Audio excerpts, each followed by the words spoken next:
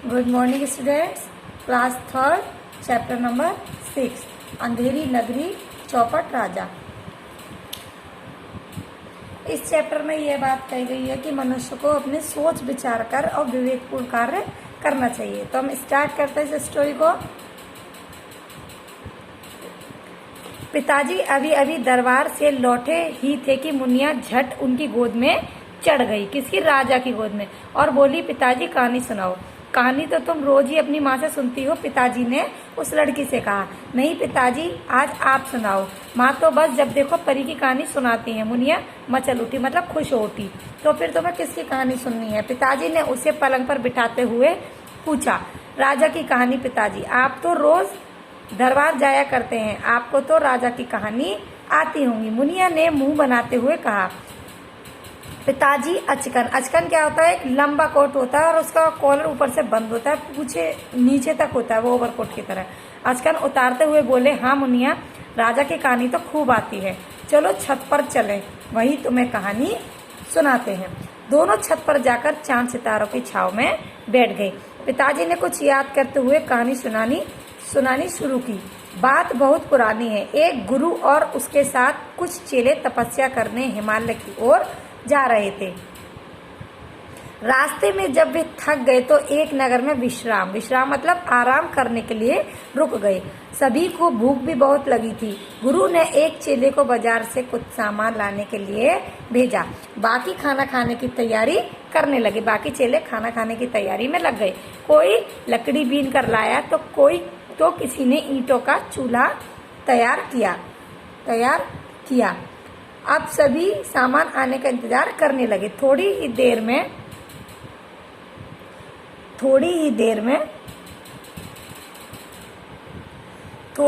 में चेला बदहवास का मतलब होता है पागल जो मतलब ज्यादा बौखला जाता है ना, पागलपंथी की जो हालत होती है, बदहवास हालत में दौड़ता हुआ वापस लौट आया। हाँफते हाँफते उसने बताया, गुरुजी, यह नगर तो बड़ा ही अजीब है। अजीब का मतलब होता है अनोखा।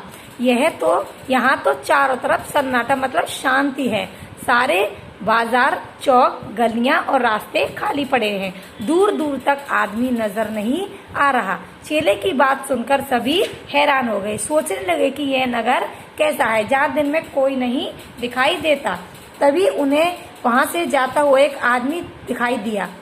पूछने पर उसने बताया, यहाँ लोग दिन में सोते हैं और रात को काम करते हैं। गुरुजी ने कुछ सोचते हुए आदेश दिया, हमें यहाँ एक क्षण भी नहीं रुकना चाहिए। क्षण का मतलब एक पल भी नहीं ठहरना चाहिए। यहाँ सब उल्टा पुल्टा होता है, अतः यह मूर्खों की नगरी है। उन्होंने इस नगरी का नाम क्या रख दिया? मूर्खों की नगरी। यहाँ रहना ठीक नहीं है। पर सारे चेले इतने थके हुए थे कि वहां से हिलना तक नहीं चाहते थे। आखिर में यह तय हुआ कि कल भोर मतलब सुबह होते ही वे सब यहाँ से निकल लेंगे। रात होते ही नगर में चहल पहल शुरू हो गई। गुरु के साथ चेले भी नगर घूमने निकल पड़े। वे सभी यह देखकर हैरान हो गए कि वहाँ सभी कुछ 1 टके में मिलता है। मतलब 1 टका मतलब 1 पैसे में मिलता है। चाहे रबड़ी हो, चाहे बादाम हो, सभी माल 1 टके में। चांदी का कंगन भी 1 टके में, तो पूरी भाजी भी 1 टके में मिलती थी। चेलों में से एक चेला था कल्लू यह सब देखकर खुशी से फूला नहीं समाया और बोला, गुरुजी, अब कहीं जाने की आवश्यकता नहीं है, बस हम सब यहीं रह जाते हैं। तपस्या का फल तो हमें मिल ही गया है। वाह, क्या बात है। टके सेर भाजी और टके सेर खाजा, मतलब टके सेर और भाजी है और टके सेर खाजा है। पर गुरु समझ गए और बोले, नहीं बेटा, यह तो अंधेरी नगरी है, यहाँ का राजा भी चौपट है। यह अंधेरी नगरी है, अंधेरा रहता है, यहाँ का राजा भी चौपट है, मतलब पूरा चौपट करने वाला है। यहाँ रहना ठीक नहीं है। तो आज के लिए इतना ही। नेक्स्ट लेक्चर नेक्स्ट डे में। ओके, आपको इसको रीड करना है, इस चैप्टर को। अगर आपको कोई प्रॉब्लम होती है तो आप मुझसे कॉल करके या मैसेज करके पूछ सकते हैं। Okay, thank you.